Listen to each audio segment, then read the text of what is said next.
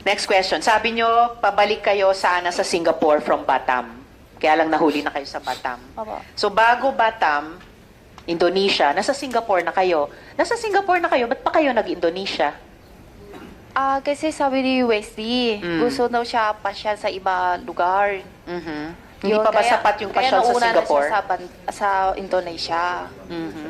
Oh, sabi ni Sen Joel last time, ang gustong pagpasyalan ni Wesley ay sa Singapore. Sinabi mo Hindi sa last Okay, Singapore, sa- one related sa Batam. question from Sen Joel. I just wanted to put on record, Madam Chair, I don't even need to ask questions because I will wait for my turn. It's just that last hearing, Madam Chair, Miss Sheila Go made mention about it. I distinctly remember it. I'm sure the committee secretariat would bail me out. Ang sabi mo, Sheila, ang sabi ni Wesley, bored siya doon sa pinanggalingan nyo, kaya kayo nagpuntang Singapore. Yun ang sinabi mo last Ms. hearing. Sheila, wag niyong Indonesia po. interruptin ang senador, no? And Sorry wait po, to be sorry po. acknowledged. Pwede mong sabihin ngayon na maaari kang nagkamali. Pero, ang narinig namin lahat, kaya ka pupunta ng Singapore dahil bored si Wesley. Ay, sorry po, baka mali lang ako ninig talaga kasi... So ano yung sa totoo? Indonesia kasi ang naalam ko yung tanong So niyo po. Sheila, again, na-board sa Singapore, pumunta ng Indonesia. Kahit medyo naguguluhan kami doon. Hindi kasi Nasa nakailan... Singapore ka na eh. So po, Tapos gusto mong pupunta sa Indonesia. kasi okay. nakailan days na po kami sa Singapore. Okay, kaya na-board. Hindi. Meron din po. Kasi Ikaw, hindi nakailan ka ba araw na kami naboboard sa sa Singapore storya mo, kasi ano, Sheila? hindi pwede kasi lampas sa isang buwan sa Singapore. Ms. Sheila, nagugulat ako. Well, buti na rin, tulad ng naming mga Pilipino, bilang isang Asian din, nakakayanin nyo pang tumawa. Kahit sa prospect na 500 years na pagkabilanggo kung ma-convict kayo sa kahit isang count lamang ng money laundering, kahit sa low end na 7 years. Sana seryosohin nyo po itong hearing na ito, dahil hindi lang ang Senado, hindi lang ang House, Opo. nag-e-effort mag-imbestiga, Opo. pati yung mga executive at constitutional body, sobrang interesado sa mga kaso ninyo. At dapat Opo. sa maikling panahon na lamang ng aming investigasyon at yung maikling panahon na lamang posible ng executive at ng constitutional bodies ng Pilipinas, pag-isipan yung mabuti, humingi kayo ng payo sa abogado nyo, pag-isipan yung mabuti, mag-cooperate seriously sa investigasyong ito. Kung gusto nyong medyo mabawasan yung pasakit, no, na maaring saluhin ninyo dahil sa consequences ng inyong mga iniimbestiga namin ginawa ninyo. Miss Sheila, nung tumakas kayo sa Pilipinas kasama ni na Alice, hindi nyo ba alam na may arrest order na para kay Alice Go? Hindi nyo ba alam na may subpoena ang Senado sa inyo? Yung mic nyo? Hindi po. Hindi nyo alam. Kailan ang huling beses na nag-usap kayo ni Alice? Ano po? Kailan kayo huling nag-usap ni Alice? Kailan? Sa Pilipinas po? Kahit saan. Kailan kayo kailan at saan kayo huling nag-usap ni Alice? Yun sa Indonesia po. 19 o 20 yung hiwalay po kami. 19 or 20 July. Si Wesley, kailan kayo huling at saan huling nag-usap ni Wesley? Parehas din po. Pareho. Miss Sheila, binibigyan kita ng isa pang pagkakataon at this point in time, ha?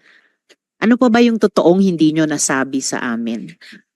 Alalahanin nyo, you are under oath dito sa aming subcommittee at nandito rin ang AMLAC at ang iba pang government agencies na naghain na ng kaso laban sa inyo para sa money laundering. For starters, baka may iba dyan, nakakasuhan pa kayo ng iba. Ano pa yung pwede nyong sabihing totoo sa amin at sa kanila bilang tulong nyo sa investigasyong ito? Wala po, kasi wala ko alam. Okay.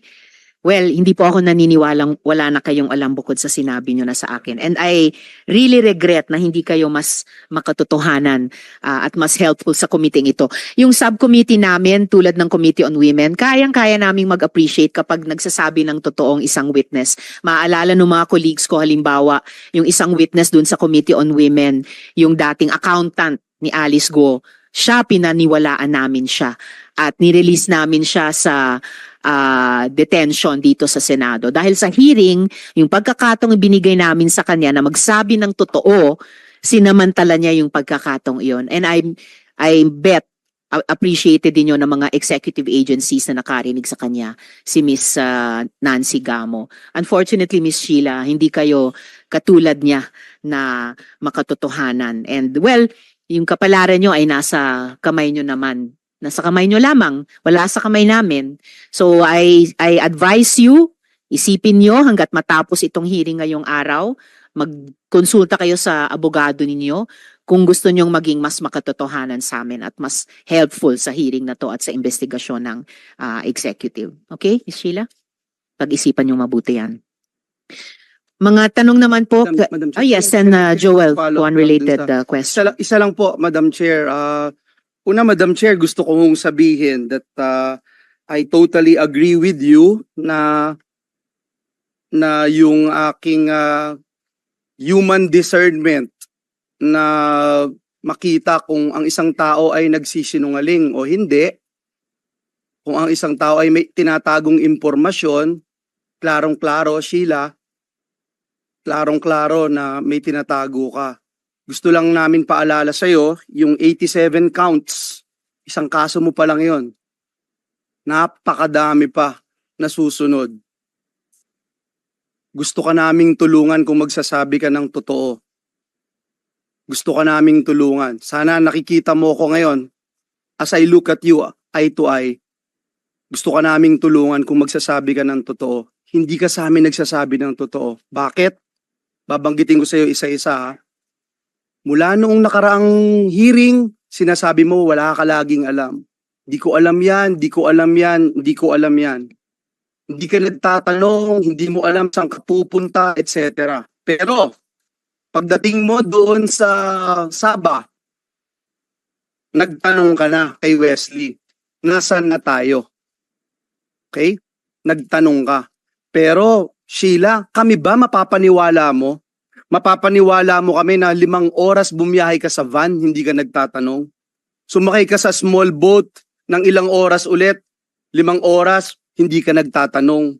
Dun sa big boat na ilang araw kang nandun, hindi ka pa rin nagtatanong.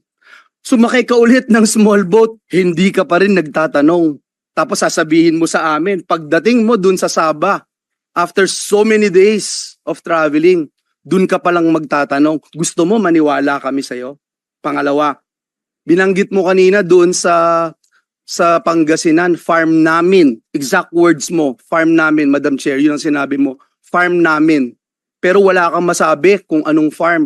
Yung pinakita sa iyo ni Madam Chair, sasabihin mo, wala ka lang alam. Bakit? Kasi yun ang most convenient na pwede mong sabihin, wala akong alam.